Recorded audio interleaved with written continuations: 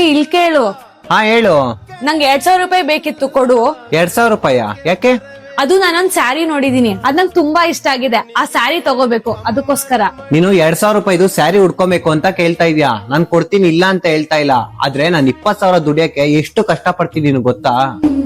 ಕಷ್ಟಪಟ್ಟಿ ದುಡಿಯೋ ದುಡ್ಡನ್ನ ಉಳ್ಸೋದ್ನ ಕಲಿ, ಉಡಾಯಿಸೋದ್ನ ಕಲಿಬೇಡ. ಸದ್ಯಕ್ಕೆ ಇವಾಗ ನನ್ನ ಹತ್ರ ಅಷ್ಟೊಂದ್ ಕಾಸಿಲ್ಲ. ಅನನ್ಯ, 2,000 ರೂಪಾಯಿ ಬೇಕು ಅಂತಿದ್ದಲ್ಲ, ತಗೋ 2,000 ರೂಪಾಯಿ.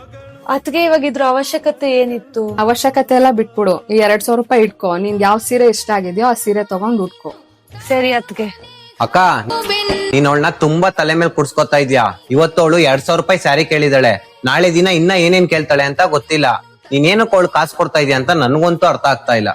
ಸಾಕು, ಬಾಯಿ ಮುಚ್ಚೋ ನೀನು. ಅವಳಿ ಮನೆಗ್ ಸೊಸೆಯಾಗಿ ಬಂದಿರೋದು. ನೀನ್ ಅವಳನ್ನ ನೋಡ್ಕೊಂಡಿಲ್ಲ ಅಂದ್ರೂ ನಾವು ಅವಳನ್ನ ಚೆನ್ನಾಗಿ ನೋಡ್ಕೋತೀವಿ. ನೀನ್ ದುಡ್ಡು ಉಳ್ಸ್ಕೋಬೇಕು ಅಂದ್ರೆ ಉಳ್ಸ್ಕೊಳೋ. ಅವಳನ್ನ ನಮ್ಮನೆ ಮಗಳ ತರ ನಾವ್ ನೋಡ್ಕೋತೀವಿ. ಯಾಕಂದ್ರೆ ಅವಳು ಪಾಪ ಅವ್ರ ಅಪ್ಪ ಅಮ್ಮನ ಬಿಟ್ಟು ನಮ್ನ ನಂಬಿ ನಮ್ಮನೆಗ್ ಬಂದಿದ್ದಾಳೆ. 100 ರೂಪಾಯಿಗೆ 2,000 ರೂಪಾಯಿಗೆಲ್ಲ ಮುಖ ನೋಡ್ಬೇಡ. ಅವಳನ್ನ ಖುಷಿಯಾಗಿ ಇಟ್ಕೊಳ್ಳೋ ಜವಾಬ್ದಾರಿ ನಿಂದು. ಹೌದು ಅಕ್ಕ, ನಂದೇ ತಪ್ಪಾಯ್ತು, ಕ್ಷಮಿಸಿ. ಏನ್ ಪರವಾಗಿಲ್ಲ ಬಿಡು. ಅನನ್ಯ, ನೀನ್ ಯಾವ ಸ್ಯಾರಿ ತಗೊಬೇಕು ಅಂತ ಇದೆಯೋ ಆ ಸ್ಯಾರಿನ ತಗೋ. ನಾನ್ ನಿಂಗೆ ದುಡ್ಡನ್ನ ಕಳಿಸ್ತೀನಿ. ಇನ್ನೊಂದು, ನಿಂಗೆ ಇನ್ನೂ ಏನಾದ್ರು ಬೇಕಿದ್ರೆ ನನ್ನೇ ಕೇಳು, ನಾನ್ ದುಡ್ಡು ಕೊಡ್ತೀನಿ. ಹೆಣ್ಣಿಗೆ ತಾಯಿಯ ಮನೆಯು ಸ್ಥಿರವಲ್ಲ.